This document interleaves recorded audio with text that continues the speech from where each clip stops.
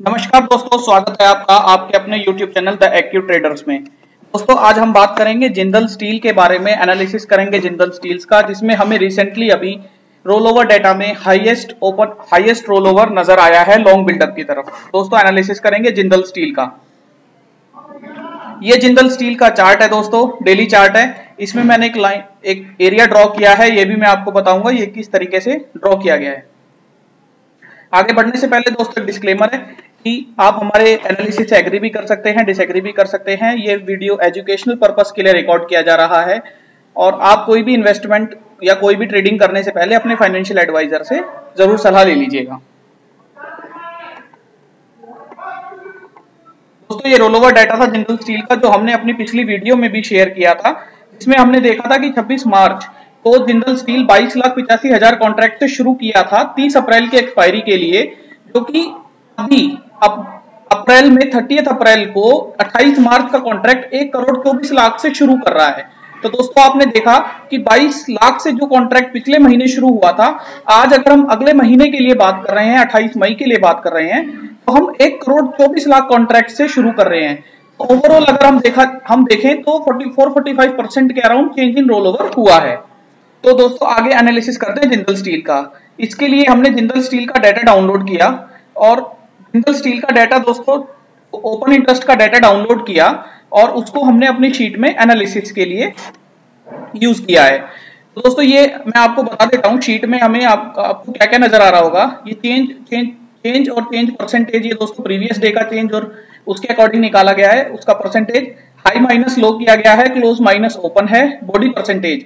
दोस्तों ये बेसिकली ये जानने की कोशिश की गई है कि बॉडी एक दिन की ट्रेडिंग में बॉडी कितनी स्ट्रॉन्ग बनी, स्ट्रॉन्ग बुलिश कैंडल बनी, डोजी बनी, किस तरीके की कैंडल बनी। जैसे यहाँ देखिए 0.58 यानी इस दिन डोजी बनी, 80% -80% यानी स्ट्रॉन्ग बियरिश कैंडल बनी। तो ये बॉडी परसेंटेज कैलकुलेट किया गया है दोस्तों क्लोज माइनस ओपन को हाई माइनस डिवाइड करके, क्लोज माइनस ओपन के डाटा को हाई माइनस लो से डिवाइड किया। मोमेंटम दोस्तों, मोमेंटम निकाला गया है बेसिकली हाई माइनस लो को डिवाइड किया गया ओपन प्राइस से। ये देखा गया, ये जानने की कोशिश की जा रही है मोमेंटम के द्वारा कि ये स्टॉक पर्टिकुलर कितना मूव करता है अपने ओपन के अकॉर्डिंग। जैसे मान लीजिए अगर इसका ओपन प्राइस 67.5 है, 7 तारीख को 67.5 इसका ओपन प्राइस है और ये 15 रुपए की चाल देता है, तो दोस्तों बेसिकली इसका 23% का मोमेंटम है। 67 रुपीज का स्टॉक अगर 15 रुपए की चाल दे रहा है तो वो 23% का मोमेंटम लेता है। तो हाई माइनस लो को ओपन से डिवाइड किया गया। दोस्तों ये ओपन इंटरेस्ट अप्रैल का है, change in open interest change. ये मई का ओपन इंटरेस्ट है चेंज, और एक लाइन एक्स्ट्रा इंसर्ट की गई है दोस्तों। ये जो परसेंटेज है, percentage of total OI, that means कि ये पता लगाने की कोशिश की गई है कि मई के आगे, अभी मई के कॉन्ट्रैक्ट में हम 1,24,70,000 कॉन्ट्रैक्ट से अभी आगे हम मई में ट्रेड करेंगे। तो ये जो ओपन इंटरेस्ट है, ये किस दिन कितना परसेंट जनरेट हुआ मई के डेटा में, ये पता लगाने के लिए फॉर्मूला लगाया गया। चेंज इन ओआई को इस वैल्यू से डिवाइड कर दिया गया। 1,24,00,000 की वैल्यू से चेंज इन ओआई को डिवाइड कर दिया गया और उसका परसेंटेज कैलकुलेट कर लिया। जैसा कि हम देख पा रहे हैं 39%, यानी दोस्तों 27 अप्रैल के दिन 39% के अराउंड ओआई में एडिशन हुआ था। इसी तरह 14%, 13%, ये हम देखने इस तरीके से देखने के लिए ये लाइन इंसर्ट की गई है। आगे दोस्तों क्यूमुलेटिव ओआई है, उसका चेंज और चेंज परसेंटेज है, और क्यूमुलेटिव ओआई के परसेंटेज चेंज के बेसिस पर और प्राइस के परसेंटेज चेंज के बेसिस पर हमने जो हमारा बेसिक टर्मिनोलॉजी होती है, increase in OI increase in price को लॉन्ग बिल्डअप बोलते हैं, उस तरीके से हमने यहाँ रिमार्क लिख लिया कि इस दिन क्या हुआ है।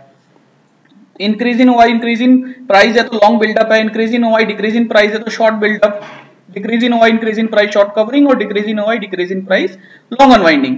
उसके अकॉर्डिंग हमने यहाँ लिख लिया कि एक रिमार्क लिख लिया कि यहाँ क्या हुआ होगा।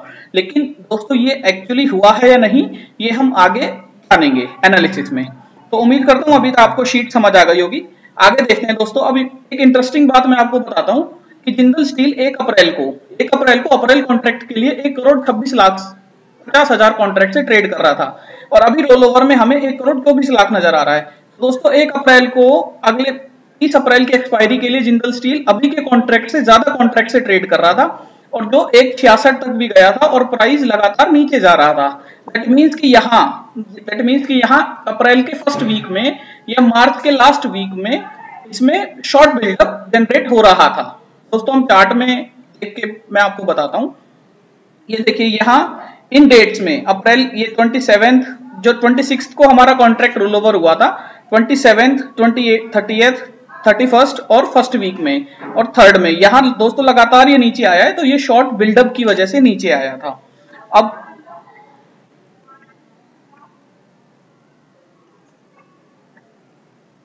दोस्तों ये मैंने डेटा डाउनलोड किया है। बेसिकली इस तरीके से डेटा आप ले सकते हैं। स्टॉक फ्यूचर जिंदल स्टील 30 अप्रैल का कॉन्ट्रैक्ट, हिस्टोरिकल डेटा में जाके 3 मंथ्स का डेटा डाउनलोड किया और इसी डेटा को दोस्तों मैं अपनी शीट में कॉपी करता हूं। देखिए 26 मार्च को यहाँ 22,85,000 कॉन्ट्रैक्ट थे, जो धीरे धीरे बढ़ते हुए 1 अप्रैल को 1,26,00,000 हो गए, 1,66,00,000 हो गए 3 अप्रैल को। उसके बाद ये कॉन्ट्रैक्ट्स कम होने शुरू हुए।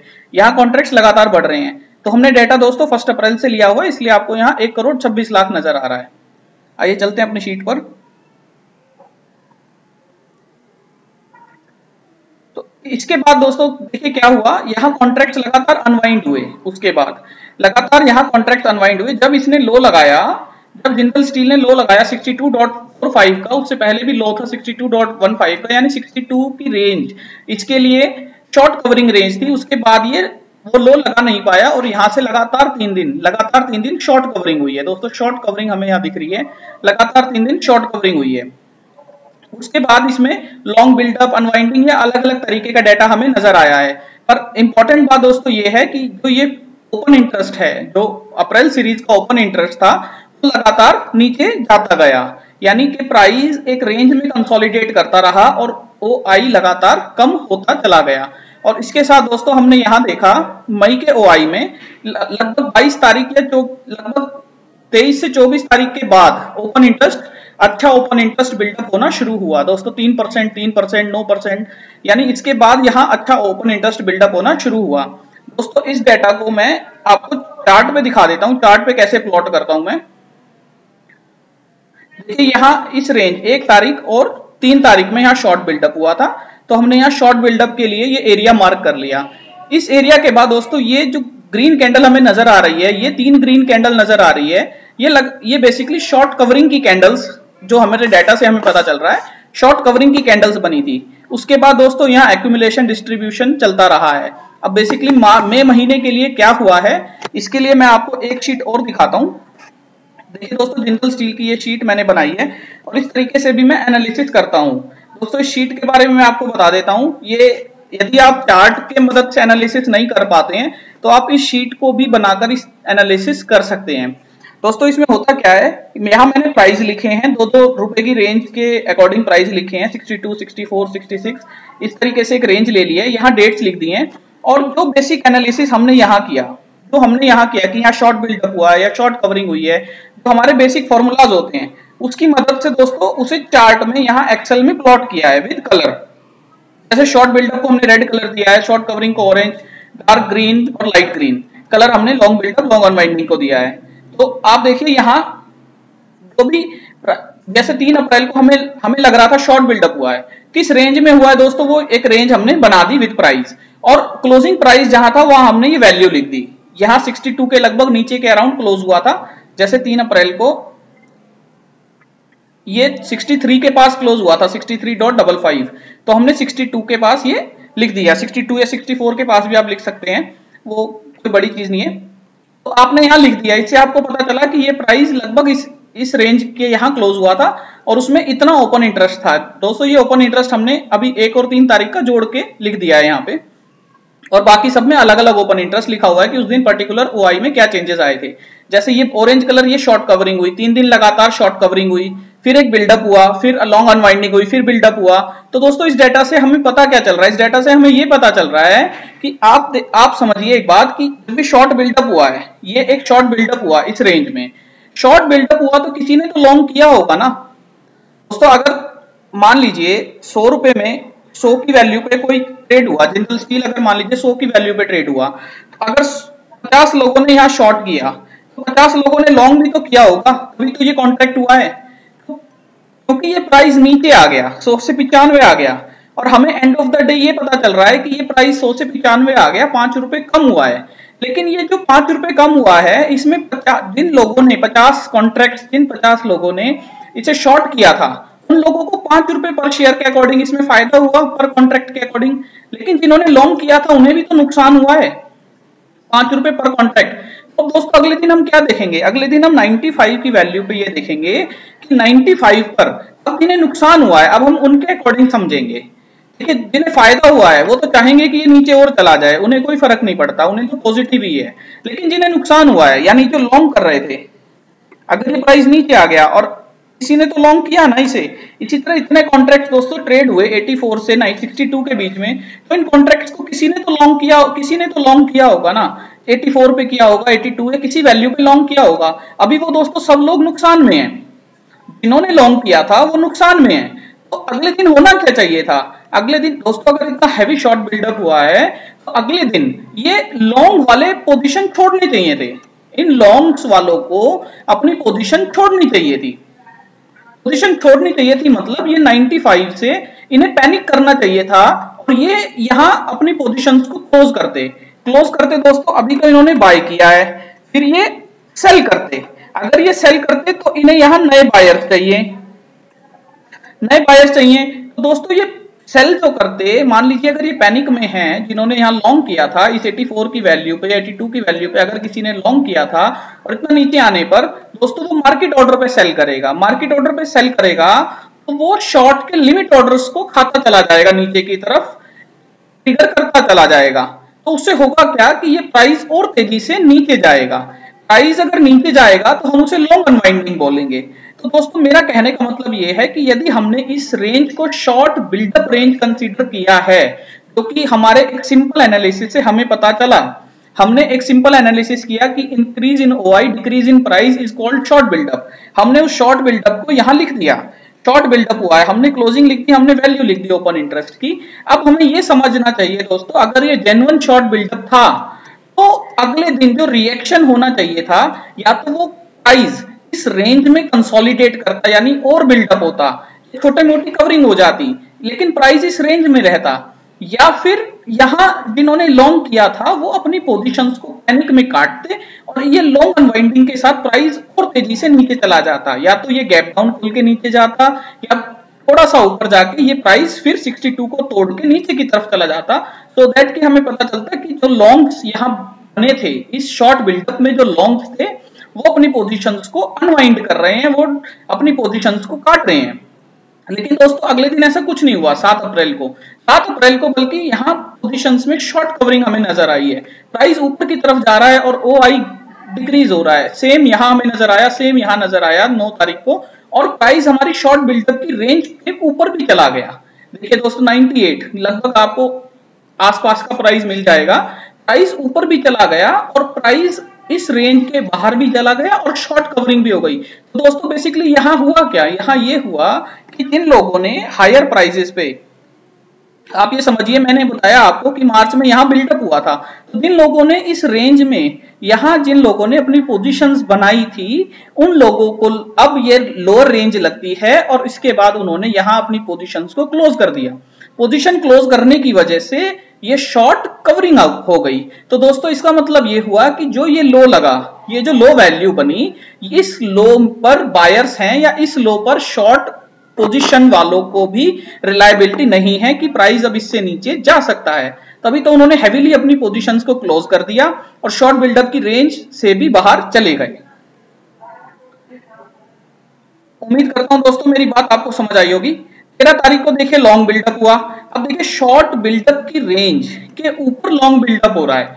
दैट मींस दोस्तों जो जिन लोगों ने शॉर्ट पोजीशन बनाई थी उन लोगों ने अपनी पोजीशंस को कवर करना शुरू कर दिया और अब उन्हें उम्मीद नहीं है कि ये प्राइस उससे नीचे जा सकता है। अब लॉन्ग बिल्डअप बना, अगले दिन लॉन्ग अनवाइंडिंग हमें नजर आ रही है, फिर बिल्डअप नजर आ रहा है। लेकिन दोस्तों ये बिल्डअप अनवाइंडिंग ये सब चलता रहता है प्रोवाइडेड ये एक रेंज में होना चाहिए। यदि ये एक रेंज में है और आपको ओआई में चेंजेस नजर आ रहे हैं तो आप इसको एक्यूमुलेशन ही कहेंगे।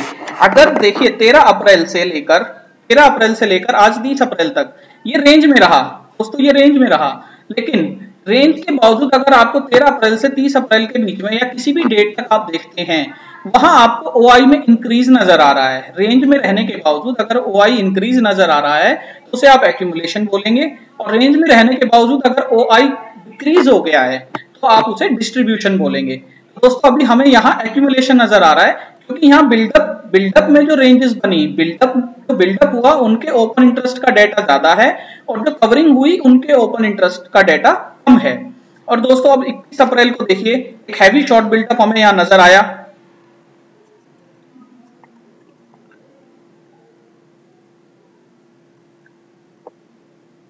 इक्कीस अप्रैल के डेटा में देखिए प्राइस नीचे आया 8%, प्राइस 8% नीचे आया अप टू 79, और ओआई में भी इंक्रीज हुआ अप टू 2%। दोस्तों ओआई में उतना अच्छा इंक्रीज नहीं है, न्यूट्रल इंक्रीज है, और प्राइस नीचे आया है 21 अप्रैल को। तो शॉर्ट बिल्डअप तो हुआ है नो डाउट, लेकिन शॉर्ट बिल्डअप उतना अच्छा नहीं है। अगर हम इस वैल्यू को परसेंटेज में कैलकुलेट करेंगे तो वो उतना अच्छा नहीं है। हो सकता है कुछ वीक हैंड्स को यहां से बाहर करने के लिए ये प्राइस को नीचे लाया गया हो, लेकिन उसके बाद दोस्तों देखिए यहाँ हैवी लॉन्ग बिल्डअप हुआ है। यहाँ पे 4% का लॉन्ग बिल्डअप हुआ है। अगले दिन प्राइस क्यूमुलेटिव प्राइस रेंज रही है 4% का लॉन्ग बिल्डअप है। उसके बाद दोस्तों इंपॉर्टेंट डेटा आपको 27 में नजर आएगा, जहां मई महीने के लिए लगभग 40% के लगभग इस आज की जो मई कॉन्ट्रैक्ट्स हैं उसका 40% के लगभग ओआई यहाँ इंक्रीज किया गया, और प्राइस भी इंक्रीज हुआ है। दोस्तों अगर आप देखेंगे तो प्राइस भी इंक्रीज हुआ है, प्राइस परसेंटेज भी इंक्रीज हुई है। मई महीने का 40% ओआई इंक्रीज हुआ है, और अप्रैल मंथ के कॉन्ट्रैक्ट्स को अनवाइंड कर दिया गया। दोस्तों ये क्लियर लॉन्ग बिल्डअप नजर आता है। लॉन्ग बिल्डअप के साथ साथ आप देखिए इसमें मोमेंटम भी कोई खास नहीं था, 4% का मोमेंटम था। दोस्तों इस शेयर में अकॉर्डिंगली 9%, 10% तक का मोमेंटम कॉमन बात है, 6%, 7% तक आता है, लेकिन अपने एवरेज मोमेंटम से भी कम ये ट्रेड किया था जिंदल स्टील 27 अप्रैल को। देखिए प्राइस में मैं आपको बताता हूँ, ये रेंज है, ये जिंदल स्टील यहाँ ये 27 अप्रैल को ये ट्रेड किया था। देखिए किस तरीके की कैंडल ये बनी है। उसके बाद ये लगातार ऊपर गया है, 27 के बाद 30 तारीख तक ये ऊपर गया है। तो दोस्तों अभी आपने देखा मई महीने में जो बिल्डअप हुआ हैवीली वो 27 तारीख को हुआ। 27 तारीख के लो को आप स्टॉप लॉस मानकर यहाँ लॉन्ग भी कर सकते हैं। दोस्तों ये रिकमेंडेशन या सजेशन नहीं है, ये मेरा एनालिसिस है कि इसके लो को हम स्टॉप लॉस मानकर यहाँ लॉन्ग कर सकते हैं, क्योंकि यहाँ हैवी बिल्डअप हुआ है। और अगर मैं अपनी शीट में दिखाऊं दोस्तों तो हमें इस शीट में भी यही रेंज नजर आ रही है कि 27, दोस्तों इस डेट में 27 में जो बिल्डअप हुआ था। अब सेम बात मैं आपको यहाँ भी बताऊंगा कि यहाँ आपको हैवी शॉर्ट नजर आ रहे हैं, हैवी शॉर्ट नजर आ रहे हैं। दोस्तों अगर किसी ने शॉर्ट किया है तो यानी उसने लॉन्ग को ट्रैप करना है, लॉन्ग जिन लोगों ने लॉन्ग पोजीशन बनाई है उसे ट्रैप करना है, तो वो नीचे आएगा। लेकिन हो सकता है कि यहाँ पोजीशन जिन लोगों ने लॉन्ग बिल्डअप किया है, जिन लोगों ने बाय किया है, वो लोग अपना अपर हैंड रखते हुए शॉर्ट्स को ट्रैप करने के लिए नीचे ला रहे हैं। हो सकता है वो रिटेल में शॉर्ट पोजीशन बनवाने के लिए इसे नीचे ला रहे हैं, उसके बाद उन्होंने इस प्राइस को ऊपर ले गए, और जो उन लोगों ने अपनी शॉर्ट पोजीशंस बनाई थी उन्हें यहां अनवाइंड कर दिया, या इसे हम शॉर्ट कवरिंग भी बोल सकते हैं। दोस्तों आज की डेट में मुझे इसमें यही समझ आता है कि जो ये प्राइस कंसोलिडेशन हुआ है दोस्तों वो इस रेंज में हुआ है। ये रेंज मैं आपको दिखा रहा हूं 78 से 88, लगभग 75 से 90 के आप रेंज समझ लीजिए। इस रेंज के अंदर इसमें एक्यूमुलेशन हुआ है। तो दोस्तों अगर इस रेंज को ये नीचे की तरफ ब्रेक करता है तो हमें रीएनालिसिस करने की जरूरत है। तो बेसिकली अगर ये इस रेंज में एक्यूमुलेट करता है तो हमें ओआई बिल्डअप का डेटा देखेंगे, और अगर ये इस रेंज के बाहर, जो कि अभी इस रेंज के हायर साइड में ये शॉर्ट कवरिंग के साथ खड़ा है, अगर इस रेंज में ये हायर साइड में ब्रेक करता है तो दोस्तों ये ऊपर की तरफ जा सकता है। अब मैं आपको इसकी ऑप्शन चेन और दिखा देता हूं, ऑप्शन चेन क्या बोल रही है। ऑप्शन चेन ये जिंदल स्टील की है दोस्तों, 28 मई की 94.45 का, अप्रैल 30 को क्लोजिंग है। जिंदल ऑप्शन चेन में आपको यहाँ 100 की स्ट्राइक प्राइस पर दोस्तों ओपन इंटरेस्ट 785000 नजर आ रहा है, जो पूरी ऑप्शन चेन में सबसे ज्यादा है। और चेंज इन ओआई भी आपको यहाँ पे अच्छा नजर आ रहा है। तो दोस्तों इसका ये मतलब है कि इसको इमीडिएट रेजिस्टेंस अभी 100 रुपीज पर फेस करना पड़ेगा, जो कि 100 रुपीज हम आपको अपनी शीट में भी दिखा रहे हैं कि इसने 8 अप्रैल के अराउंड इसने हाई लगाया था, तो उस हाई को अभी ये चेज नहीं कर पाया है, और उस 8 अप्रैल के हाई और लो के बीच में लो भी इसका 76 या 75 के लगभग था। हाई और लो के बीच में ये ट्रेड कर रहा है या अपनी पोजीशंस को बिल्डअप कर रहा है। तो दोस्तों देखना होगा आने वाले टाइम में कि ये अपनी पोजीशंस को किस तरीके से आगे कैरी फॉरवर्ड करता है। अगर ये 100 के ऊपर जाने की कोशिश करता है दोस्तों, तो हमें इस प्राइस में डिक्रीज नजर आना चाहिए। ये यहाँ हमें अनवाइंडिंग्स नजर आनी चाहिए। लेकिन अगर आने वाले दिनों में आपको यहाँ बिल्डअप नजर आता है और ये प्राइस इंक्रीज होता हुआ नजर आता है, तो आप मई मंथ में इसमें समझ सकते हैं कि ये ऊपर अभी नहीं जाएगा। दोस्तों हमें सपोर्ट नजर आ रहा है 80 पर 5 लाख का है, 5,15,000 का। तो इमीडिएट सपोर्ट तो अभी 90 पर है और सेकंड सपोर्ट आपको 80 पर नजर आएगा। जो हमने अभी 75 की आपको एक रेंज बताई है, तो दोस्तों ऑप्शन चेन भी आपको सपोर्ट 80 के लगभग ही बता रही है और 90 का भी आपको इमीडिएट सपोर्ट नजर आ रहा है। तो इस तरीके से दोस्तों मुझे लगता है कि जिंदल स्टील अगर अभी इसने ब्रेकआउट दिया तो ये ऊपर जा सकता है, लेकिन ऊपर जाने के लिए इसे यहाँ ऑप्शन चेन में हमें नजर रखनी होगी। इस डेटा में अनवाइंडिंग हमें नजर आनी चाहिए। अगर इस डेटा में भी हमें अनवाइंडिंग नजर आती है दोस्तों, इंट्राडे में भी नजर आती है और प्राइस ये ऊपर की तरफ जाता है फ्यूचर में वाई बिल्डअप के साथ, तो ये डेफिनेटली ब्रेकआउट दे देगा। दोस्तों ब्रेकआउट की इतनी जल्दी हमें नहीं रहेगी ट्रेड करने की। एक कैंडल, पूरे दिन की एक कैंडल ये 100 रुपए के ऊपर बनाए, उसके बाद हम इसमें रीएनालिसिस करेंगे। और मुझे लगता है दोस्तों ये 80 से 100 के बीच में अभी अगर ब्रेकआउट नहीं देता है तो 80 से 100 के बीच में ये अभी ट्रेड कर सकता है। धन्यवाद दोस्तों, उम्मीद करता हूं आपको ये एनालिसिस पसंद आया होगा। आपको कोई क्वेरी हो तो आप हमें मेल कर सकते हैं theaqtraders@gmail.com पर, और आप हमें फॉलो कर सकते हैं @aqtraders पर जीमेल। Thank you.